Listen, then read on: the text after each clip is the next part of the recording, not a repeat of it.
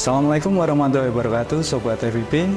Kembali di podcast FIB bersama saya, Kepala Laboratorium Kajian Pendidikan Bahasa, Bivit Anggoro Prasetyo Nugroho.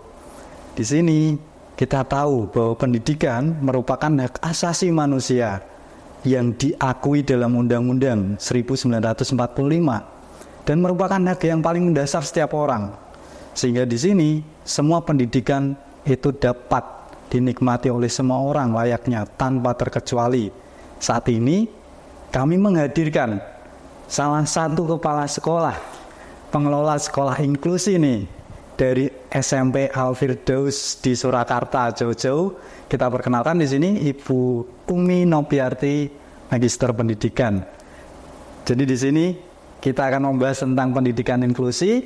Bagaimana sih bahwasanya pendidikan inklusi itu bisa dinikmati, karena stigma tentang anak berkebutuhan khusus atau Down syndrome di sana, stigma yang masih sangat lampau itu anak yang masih bergantung Bu dengan orang lain. Bahkan kadang ada yang memberikan cap nggak bisa memenuhi kebutuhannya sendiri.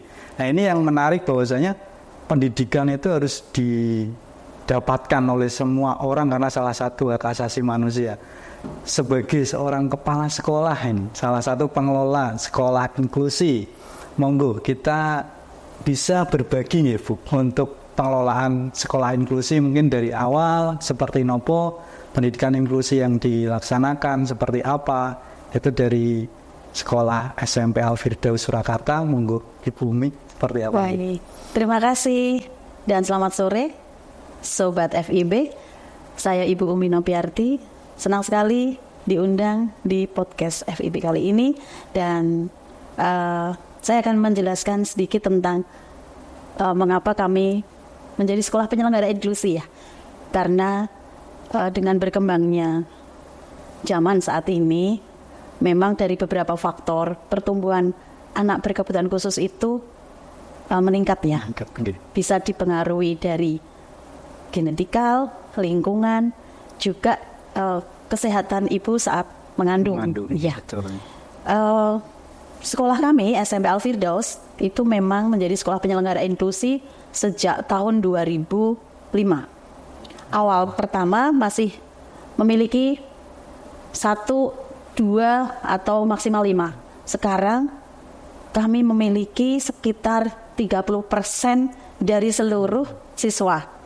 Nah, mengapa sekolah inklusi? Karena pendidikan inklusif adalah pendidikan yang memberi kesempatan kepada anak-anak berkebutuhan khusus untuk bisa bersosialisasi dan belajar bersama serta mendapatkan hak layanan pendidikan bersama dengan siswa reguler. Namun demikian, SMP Al-Firdaus memiliki keterbatasan dalam menerima berbagai kebutuhan khusus tersebut. Kami hanya menerima seperti slow learner, terus juga ada tunarungu, autis, gangguan motorik, intellectual disability, seperti itu. Kalau untuk tunarungu masih belum. Iya. Namun karena permintaan masyarakat juga cukup tinggi, sehingga kami dari awal juga melakukan refleksi ya, mengevaluasi atas layanan kami. Saat pertama kami melakukan penerimaan peserta didik baru, pastinya ada tahapan. Dari asesmen awal sendiri, kita bisa melihat dari wawancara dari siswa itu ada pemetaan. Jadi kami tidak melaksanakan seleksi, tetapi pemetaan bakat dan minat. Dari pemetaan bakat dan minat itu akan diketahui anak ini membutuhkan pendampingan atau tidak. Apabila dari wawancara dengan petugas panitia penerimaan siswa baru, pasti secara dari wawancara pastinya kontak mata, menjawab pertanyaan itu sudah bisa kami lihat. Apabila siswa tersebut memiliki peluang untuk diberikan pendamping, kami akan bicarakan dengan orang tua dari hasil asesmen awal. Apabila membutuhkan pendampingan, berarti dia harus melanjutkan asesmen lanjut dengan pihak unit pendukung kami, namanya Puspa, yang mana PUSPA tersebut adalah Pusat Pengembangan Anak Berkebutuhan Khusus ya, yang mensupport dari SMP Al-Firdaus yang disediakan oleh yayasan kami untuk mengakses atau mengidentifikasi kebutuhannya apa, terus anak tersebut membutuhkan modifikasi kurikulum seperti apa, dan GPK atau guru pendamping khusus yang seperti apa yang sesuai dengan kebutuhannya. Sangat sudah matang dalam pengelolaan nih Bu. Jadi kalau 30% tidak sedikit nih, karena di sana berkolaborasi dengan siswa reguler juga. Namun di sini terbatas untuk tingkatan-tingkatan tadi di awal seleksi saat masuk itu memang dipenuhi dulu di sana. Kalau memang butuh pendampingan maka disesuaikan dengan kebutuhan pendampingan tersebut. Sangat menarik kalau di dalam pembelajaran di sini kita tahu bahwasanya ada perencanaan ya, dalam perencanaannya seperti apa, pelaksanaan, penilaian, bahkan ada kendala, dan juga kalau sudah ditemukan kendala, bagaimana nih upaya mengatasi kendalanya. Sebelumnya kita mulai dari yang perencanaan. Sobat FIP pasti pengen tahu perencanaan dalam pendidikan yang dilaksanakan untuk pembelajaran inklusi seperti apa gitu. Jadi secara konkret mungkin perencanaannya yang seperti nopo gitu. Jadi setelah hasil dari asesmen lanjut, kami dapatkan dari para ahli psikolog ya, dari termasuk psikolog, terapis, dan juga konselor. Dari hasil asesmen lanjut tersebut berkomunikasi dengan kami, diplenokan ya istilahnya, bahwasanya siswa tersebut dengan identifikasi kebutuhannya seperti ini. Misalnya katakanlah intellectual disability dengan kebutuhan yang harus dipenuhi untuk mendapatkan guru pendamping khusus seperti apa, dan juga atau laki-laki atau perempuan tergantung siswanya, karena itu juga mempengaruhi pertumbuhan nantinya. Selanjutnya juga untuk modifikasi kurikulumnya, dia substansi duplikasi atau substansi duplikasi modifikasi, yang bagaimana gitu. Nah itu diatur untuk ketika membuat PPI, jadi perencanaan pembelajaran individu gitu. Dari awal sudah apakah kebutuhan modifikasi kurikulumnya itu sudah sesuai dengan kebutuhan anak tersebut, kan namanya special need ya, kebutuhan khusus. Biasanya anak-anak yang mengalami, yang kami terima itu kebanyakan memang intellectual disability atau kurang dalam hal intelektual, misalnya slow learner, IQ-nya rendah. Nah itu tidak bisa dipaksakan di akademik. Sementara dia sekolah di SMP kami yang bersosialisasi dan belajar bersama dengan siswa reguler. Nah inilah kami berperan di situ, inklusifnya di situ, memberikan kesempatan kepada anak untuk bisa belajar bersama sesuai dengan bakat minat mereka. Jadi anak-anak inklusi itu berarti tidak bisa dipaksa di akademik, tapi kita explore, kita gali minat dia yang lain. Bukan berarti yang tidak bisa akademik tidak sukses kan. Banyak contoh-contoh anak-anak kami yang secara kemampuannya dengan usianya itu jauh ya. Misalnya usia jenjang SMP kelas 2 tetapi kemampuannya SD kelas 5. Seperti itu. Tapi ada kelebihan lain. Mungkin di olahraga, mungkin di seni, mungkin di digital. Nah saat ini kebetulan saya sedang mengirimkan anak saya yang autis ya, itu di jenjang nasional lomba komik strip. Jadi membuat komik dengan digital. Mulai dari membuat sketsanya, membuat ceritanya, sampai ke musiknya. Sampai backsoundnya pun dibuat ya. Jadi kalau perencanaannya mempertimbangkan banyak faktor. Jadi tidak hanya sekadar dilihat satu perspektif, namun di sini memang analisisnya secara mendalam sesuai dengan kebutuhan anak seperti apa, agar memang nantinya termotivasi dan mendapat dukungan untuk pembelajaran ini dapat bisa diterima nantinya. Sehingga kalau dalam pelaksanaan gitu, karena pelaksanaan tadi kan bercampur gitu dengan siswa reguler. Siswa reguler di sini berarti akademik di sana untuk tujuan pembelajaran ataupun secara akademis yang berkaitan dengan pembelajaran tersebut. Apakah sama standar di sana saat pelaksanaan? Jadi kalau tadi perencanaan sampun, di sini ada pelaksanaan yang seperti apa gitu? Itu secara praktik susah memang. Seperti yang disarankan oleh pemerintah ya tentang diferensiasi learning. Nah itu sendiri SMP Al Firdaus otomatis guru-guru memang melakukan diferensiasi learning baik di proses, konteks dan juga di produk.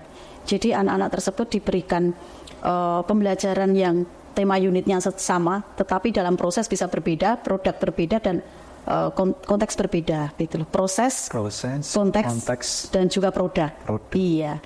Jadi contoh misalnya pas pembelajaran bahasa Indonesia tentang iklan dan poster, anak-anak yang reguler itu bisa mempresentasikan hasil dari membuat iklannya, dari mulai dia menawarkan sesuatu di syuting, terus dia bisa berbicara di depan kamera, dipresentasikan. Sementara anak-anak yang berkebutuhan khusus mungkin bisa dengan gambar. Iya, itu salah satu contoh, kan nggak harus dipaksakan, betul, tapi masih dengan tema yang sama. Dan produknya berbeda gitu. Iya, sesuai dengan kemampuannya. Iya. Terus untuk anak-anak inklusi tersebut, selain juga kegiatan di kelas, ada kalanya yang mereka tidak bisa dipaksa seperti beberapa mapel ya, matematika, mungkin fisika, atau mungkin agak susah lagi untuk yang jenjang high school, tempat kami juga ada SMA, itu misalnya kimia, seperti ini tidak bisa dipaksa. Mereka bisa pull out bersama.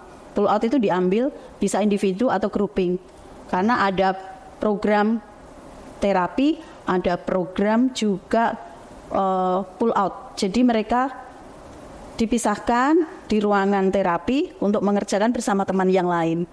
Jadi dikelompokkan sesuai dengan kebutuhan yang sama. Iya, sesuai terfasilitasi. Iya, istilahnya kita memberikan menu sesuai kebutuhannya. Betul.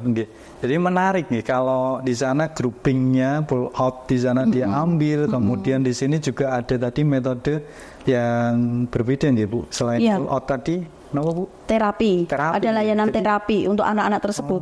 Jadi saat pembelajaran berlangsung pun sudah ada jadwal analisis kebutuhannya, tergantung kebutuhannya. Terapinya difasilitasi juga. Ada terapi okupasi, terapi bicara dan lain sebagainya. Jadi memang banyak pertimbangan sebetulnya, tapi tidak perlu ragu karena di sini anak Down syndrome ataupun berkebutuhan khusus tetap mendapatkan layanan pendidikan di sini sama persis. Sehingga di sini harapannya pasti tentu anak ini akan tumbuh dan berkembang bisa memenuhi kebutuhannya sendiri. Jadi menghilangkan stigma yang lalu. Karena setuju kalau tadi Bu Umi menyatakan bahwasanya pertumbuhan dari anak berkebutuhan khusus itu faktornya dari orang tua saat mengandung itu juga banyak. WHO juga mencatat sampai saat ini 2023 kalau saya baca itu 8 juta sedunia itu. Jadi hari Down syndrome sedunia itu 21 Maret gitu. Kita sudah peringati. Dan di situ setiap tahunnya 3.000 sampai 4.000 anak berkebutuhan khusus lahir, sehingga butuh ibu umi yang lain ini nanti yang bisa memenuhi kebutuhan dari pendidikan yang ada di Indonesia, khususnya pada anak-anak yang berkebutuhan khusus. Nah, setelah ada pelaksanaan, tentunya pasti ada penilaian melalui pengukuran. Maka kalau di sini dicampur, itu apakah rubrik penilaiannya juga nanti ada pembedakah selain dari pelaksanaan dan perencanaannya atau seperti Bu Umi? Pastinya berbeda, pastinya berbeda. Karena kan mereka juga selain mendapatkan hak layanan pendidikan, kegiatan inklusi itu mereka tetap kok bisa mengikuti kegiatan bersama. Misalnya upacara, olahraga, kegiatan seni, ekskul dan lain sebagainya. Mereka tetap bersama-sama, kita nggak membedakan. Tetapi kalau untuk sesuai kebutuhannya seperti di bidang akademik, ya tidak bisa dipaksa. Seperti itu. Yang bisa kita berikan adalah life skill, juga kemandirian. Itu yang paling penting. Bagaimana dia bisa membelanjakan uang, bagaimana dia bisa mengurus dirinya sendiri. Ada yang mampu didik, ada yang mampu latih, seperti itu.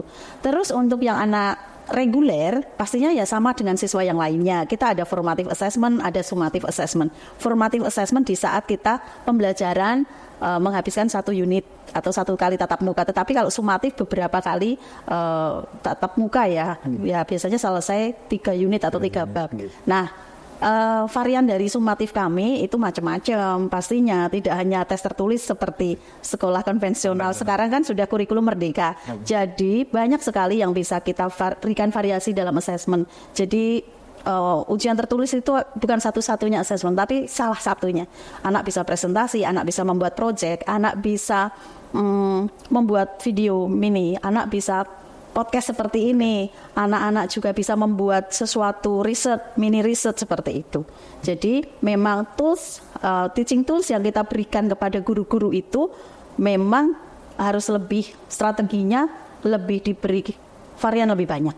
Gitu. Jadi lebih ke student center, bukan teacher center. Learning. Jadi di studentnya, jadi siswa menjadi center. Iya, jadi pembelajaran berpusat pada siswa. Jadi menarik kalau di sana sudah terfasilitasi semua ternyata, baik di perencanaan secara matang, kemudian pelaksanaannya juga sudah sangat baik, kemudian dipertimbangkan untuk penilaian melalui pengukuran disesuaikan dengan kemampuan, walaupun di sana bersamaan mendapatkan proses pembelajarannya di kelas yang sama. Gitu. Jadi ini dampaknya akan muncul kendala tentu. Pasti. Jadi Sobat FIP di sini pasti menunggu apa sih gambaran dari kendala pendidikan inklusi yang dilaksanakan di salah satu sekolahnya Ibu Umi di sini. Mungkin bisa bercerita sedikit gambaran umum yang sering terjadi Bu, untuk yang kendala terjadi ini. Ya, contoh yang sering terjadi misalnya anak sedang dalam gangguan emosional seperti tantrum. Tantrum itu ketika anak-anak berkebutuhan khusus belum bisa mengontrol emosinya. Apalagi pertumbuhan untuk anak SMP SMA itu memang sedang menuju ke remaja dewasa ya. Nah itu butuh dukungan lingkungan yang kondusif, dukungan lingkungan keluarga yang juga bertumbuh. Itu sangat beda ketika anak tersebut kurang support dari lingkungan sekitar. Contohnya anak tersebut tantrum, dia sudah mendapat masalah dari rumah ketika mau sekolah. Nah dia tidak bisa mengendalikan diri ketika ketemu temannya yang reguler. Dia mungkin meluapkan emosionalnya dengan memukul, sementara yang inklusi tersebut juga tidak paham arti akan pukulan itu, yang penting dia meluapkan. Nah ini yang sering tidak bisa diterima untuk anak reguler. Yang itu kendala yang sering muncul. Jadi pengendalian emosi. Jadi perkembangan emosi di peserta didik itu memang terpantau untuk bisa memenuhi tugas perkembangannya masing-masing. Kalau beruntungnya mungkin kalau di siswa regulernya bisa memahami gitu Bu. Kalau ada yang sudah bisa memahami, ada yang belum. Itu dia ya. Kendala gitu. Iya, jadi ada perlunya edukasi, pembiasaan, lingkungan inklusif itu seperti apa, seperti tentang rasa bersyukurnya kita diciptakan menjadi manusia yang sempurna. Terus kita ini juga manusia yang memiliki fitrah masing-masing, kekurangan dan kelebihan masing-masing. Terus juga hal seperti ini dalam tanda kutip anak ABK itu juga tidak serta-merta ya, itu adalah takdir ya, udah Allah berikan, pastinya ada maknanya. Jadi apa sih pembelajaran untuk anak-anak yang reguler ketika mereka itu belajar bersama? Pastinya respect other, jadinya dia bertanggung jawab dan juga punya empati dan peduli terhadap teman-teman yang diberi keistimewaan oleh Allah itu special need seperti itu. Berarti rasa bersyukurnya yang harus ditanamkan pada siswa reguler, bisa melihat kebersamaan dan juga toleransinya terhadap sesama di sana. Itu yang susah memang di era sekarang, itu paling susah empati, simpati, bahkan kata mohon maaf, minta tolong, terima kasih. Atau value atau karakter itu yang harus dibangun. Yang itu yang mulai ditanamkan ulang karena sudah mulai sedikit luntur di anak-anak era sekarang. Mau minta tolong juga tidak ada kata tolong. Kalaupun salah tidak minta maaf, ataupun kalau sudah dibantu tidak terima kasih. Jadi itu pendidikan dasar di sana, bahwasanya bisa macam-macam. Ternyata tidak hanya akademis, bahkan karakter pun juga bisa terbangun dari siswa reguler. Sangat menarik kalau kita berbicara tentang pendidikan inklusi, karena di sini pendidikan inklusi itu memang punya karakteristik yang berbeda. Tapi bagaimana pendidikan inklusi itu bersama dengan pendidikan reguler? Nah, di sini dilaksanakan di sekolah SMP Al-Firdaus Surakarta, dan 30% yaitu anak ABK. Jadi kalau saya terbayangkan susah kalau nanti tantrum semua gitu. Itu yang kendalanya, dan tadi upaya-upaya yang sudah dicoba untuk mengatasi itu adalah penanaman karakteristik dari siswa regulernya. Betul. Jadi kalau di sini Sobat FIP sudah terlahir sempurna, kesan Ibu Nopi, silahkan bersyukur dan juga berikan toleransi terhadap sesama. Karena di sini pendidikan itu Ibu Nopi sudah melaksanakan salah satu kebijakan yaitu Merdeka Belajar. Jadi Merdeka Belajar di sini didapatkan oleh anak-anak ABK, didapatkan di sekolah SMP Al-Firdaus Surakarta. Jadi mereka merdeka belajar bersama siswa reguler dan mendapat perlakuan yang sama serta terfasilitasi secara utuh. Maka di sini sangat berarti Ibu Nopis.